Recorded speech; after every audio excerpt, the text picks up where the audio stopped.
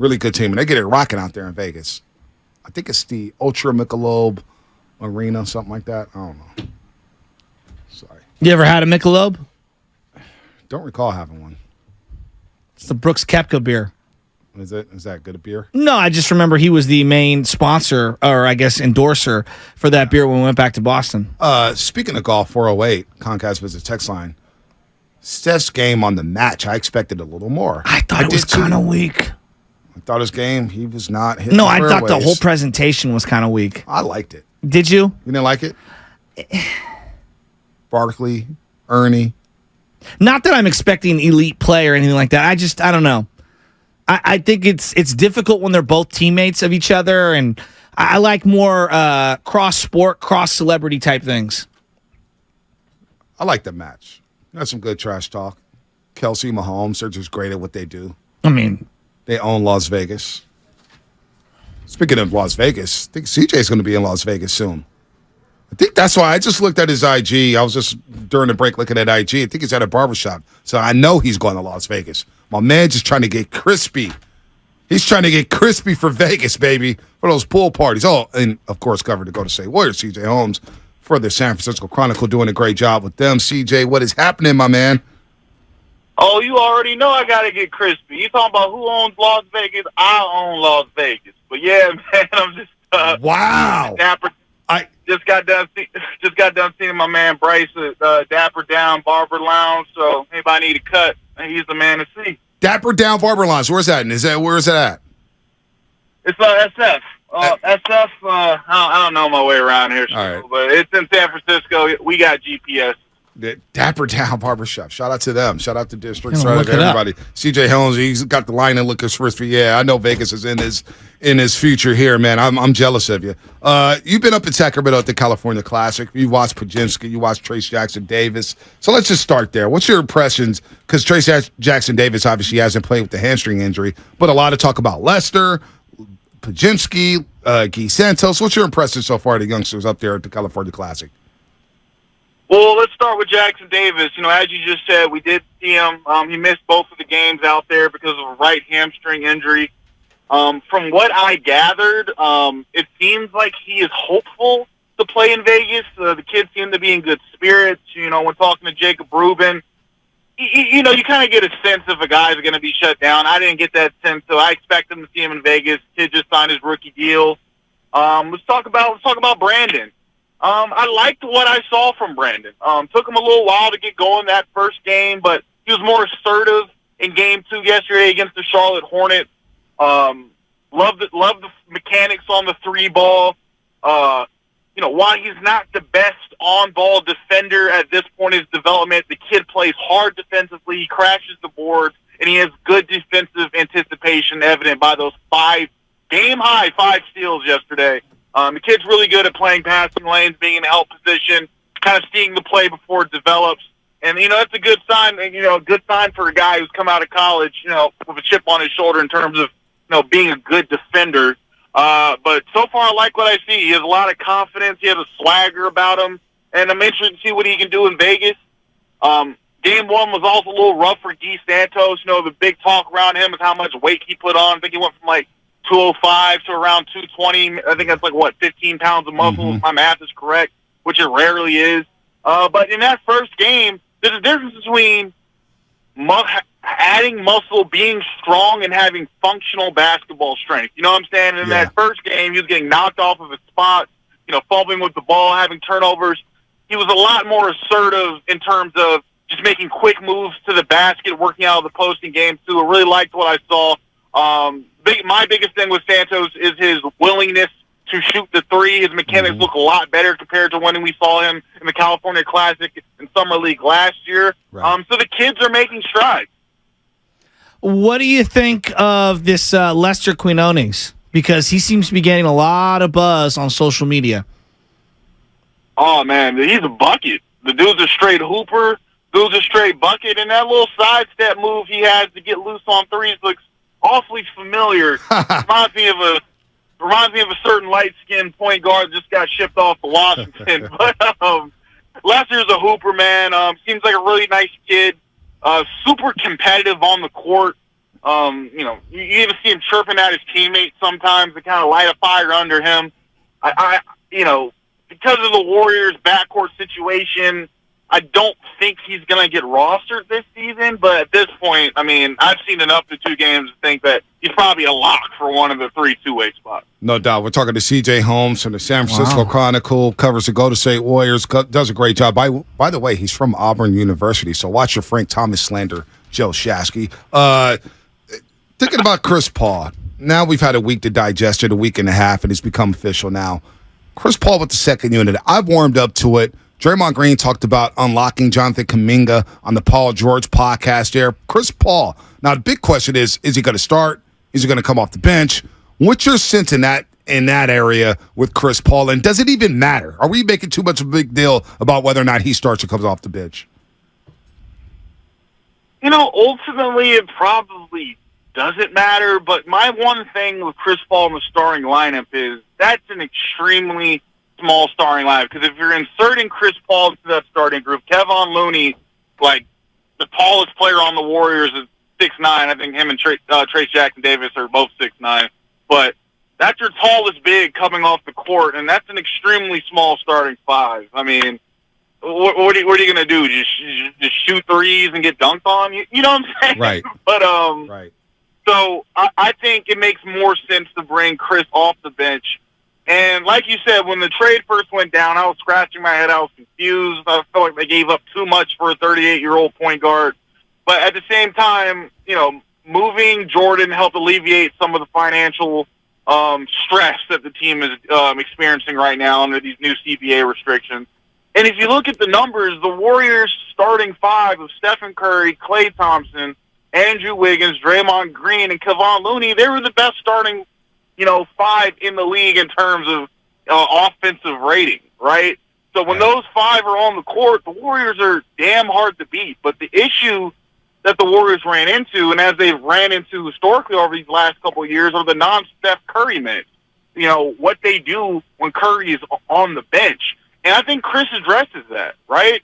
When Curry comes out the game, Chris Paul can come in, like you said. He's going to get Jonathan Kuminga more lobs than he's ever had in his career. How many guys on that Golden State team are, there's some good passers on the Golden State team, right? Steph, Draymond Green, but how many of those guys are willing to throw it up to the rim? You just don't see that, with these guys. Chris Paul is going to throw the lob.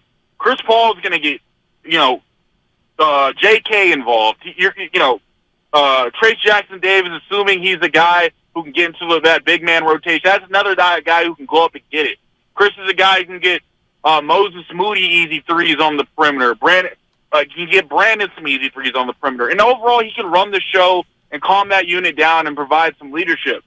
I think in Mike Dunleavy Jr.'s, his mindset is if we can figure out this second unit, then we're a lot closer to championship contention than a lot of people think. And, I tend to agree. And they're hoping that Chris Paul can be the answer to that. Are they done making big moves for this offseason? Yeah, I think the big moves are cooked at this point. There's only so much they can do from a financial standpoint. I mean, Dario Saric has been linked heavily to this team, especially since the start of free agency. And, I mean, they're struggling to land guys like him. The truth of the matter is, these reserves, as we saw from this Phoenix team last year, right? These reserves, these guys who can add depth to top-heavy rosters are valued more than ever this season. And a lot of these guys are worth more than the minimum.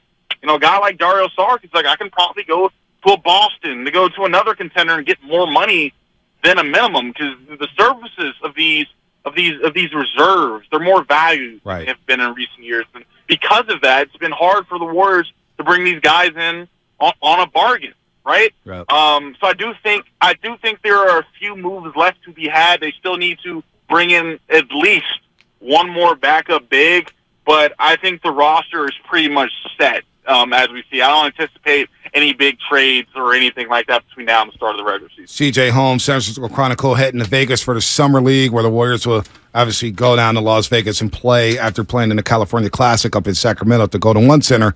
Look, we talked about Chris Paul. We talked about chemistry all offseason. Jordan Poole's now gone, and I'm not blaming Jordan Poole. I don't think we have all offseason. about Jordan Poole. I think he's been scapegoated wrongly for a lot of things that went wrong for the Golden State Warriors last season. But with that said, CJ, I get the sense that the locker room's already in a better spot because of that tension that was created due to last season's preseason punch from Draymond Green to Jordan Poole. Don't you feel like that, too, with this organization? Yeah, I mean, it makes sense. Like, to say that the punch is the reason why the Warriors didn't win a championship last season is absolutely ridiculous. You know, the punch isn't why they were abysmal on the road. The punch isn't why they struggled on defense. You can't blame the punch for that, but when you talk about, like, inter-team dynamics and that sense of togetherness that every championship team has to have, the punch definitely affected that. It divided the locker room in a lot of ways. And, although, Jordan and Draymond learned to be civil with each other, something that was never healed. Right. By shipping Jordan off to Washington, it kills multiple birds with one stone. Not only are you, alleviating some of the financial pressure, but, you're able to re-sign Draymond, right? And in their mind, it's like, who are we going to choose? We're going to choose the up-and-coming youngster, or are we going to choose the guy that helped us win 4 championships? Draymond's going to win that battle every time in the front office, every single time. Jordan gets a fresh start in Washington. Is Washington going to be good next year? Probably not. Right. But, guys like Jordan, Patrick Baldwin Jr., Ryan Rollins are going to a rebuilding team that, fits their age and their timeline where they can blossom into something more. And, the Warriors keep their dynastic trio of Steph, Clay, and Dre intact. And, what did Steve Kerr say last year after the Lakers lost in the playoffs? We're not a championship team without Draymond Green. Well, Draymond's under contract for the next 4 years. And as long as you got those trio under contract and, you build around them and you keep playing for championships. What happens first? Kerr extension, Clay extension? Oh. Or neither. I don't know. Yeah, may have to play it out. Yeah, I do think they're going to make Clay play it out a little bit, but I do foresee Clay getting something done before Steve. Why? I don't have any big reason why. It's just, if I had to guess, I'd probably think Clay gets done first. Mm-hmm. It's, kind of to my point I just made, that trio means everything in Golden State. And I think that Draymond signed his extension, with hopes that, Clay would follow suit. I've heard some people, nothing confirmed or anything like that, but I heard some people saying that, Steve might be a prime candidate to go replace Greg Popovich in San Antonio and go coach Wemby. Yeah. So yeah, we'll see how it all plays out. But if I had to guess, I'd say Clay gets up first. All right, CJ. Okay. By the way, how come you didn't, we have Madeline Kinney on the show all the time. We love her. Nebraska's finest. She challenged you to a hot dog eating contest a day after 4th of July, and you didn't partake in that. Why not, CJ? I am no glizzy gobble. You know what that is? I don't even know what the glizzy thing means. Explain it, CJ. From my understanding, it's just it's the slang term for a hot dog. There you go. And I'm no Joey Chestnut. Okay. And I don't know, man. Let's be professional. Yeah. Right? Let's be professional. I'm not gonna eat 6 hot dogs in the middle of Golden One Center. No, man. We got games to cover. There you go. By the way, how is your game? We may be looking for some talent here for the Warriors World Tournament. Where's your game at? You did play at Auburn University, so that means something. Hey, look, I was shooting around the other day, and the jumper's still calibrated. Give me a couple weeks to get my win back, and let's run it. Where are you shooting around? Where you balling at? Yeah, I just moved down to San Jose a couple weeks ago, and nice. my buddy I moved in with inside of his. I mean, it's crazy. I covered it at random. He didn't even tell me. But inside of their gym in the apartment complex, there's like a full court. Oh wow! Downstairs. Okay. So I was last Sunday. I was just going to get a lift in, and then I walk in there, and I look at he has a big glass wall, and then under the gym, there's just a full court, and there's people down there shooting around and hooping. I was like, oh man, let me run back to the apartment and get my balls. So I got a place to frame, man. Just let me know when the date is, and Shasky. I'll be ready. We're in the wrong business. We need to get back into print media, man. At Chronicle Buddy, San Jose, Sunshine. Damn. I know. Must be nice. Must be nice. CJ, have fun in Vegas, man. We always appreciate the time. We love reading your stuff at the Chronicle, man. You do a great job. We look forward to more coverage from you about the Golden State Warriors in the next couple weeks there in Vegas. Hey, absolutely, and thanks for having me, as always. Anytime. CJ Holmes, one of the good guys here in the Bay Area. San Francisco This Chronicle. glizzy thing.